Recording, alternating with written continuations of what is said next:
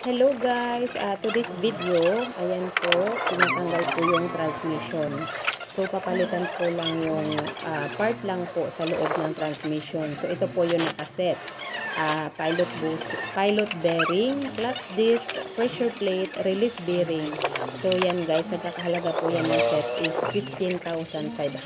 So worth it naman guys kasi 11 years na daw po yung gamit ng may-ari. So ayan guys, pakinggan natin yung mekaniko, yung explanation sa original set. Ito yung bago. Ito yung luma. Tapos ito na yung bago. Pwede ba ito buhatin? Balik ta rin. Ayan yung bago. Ito yung luma. Ito yung bago pinalit. Ayan. Ito na yung bago. At ito yung luma. Ito yung luma pa, di ba? Ayan. Wala na. Sira na.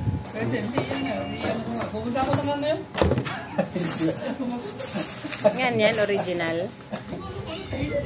Original.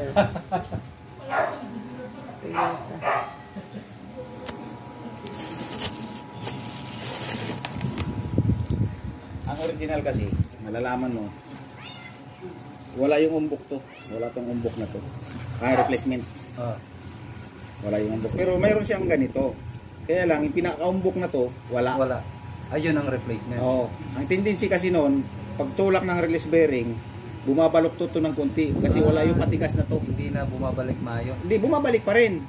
Kaya lang, ito kasi, pag inapakan mo, clutch, ito yung tutulak dito. Tutulak, oh. So, nababalok to ng konti kasi wala yung umbok na to. Ibig sabihin, wala yung patigas niya. Ito pala yung... Pagka wala yung patigas, mahirap ipasok yung cambio.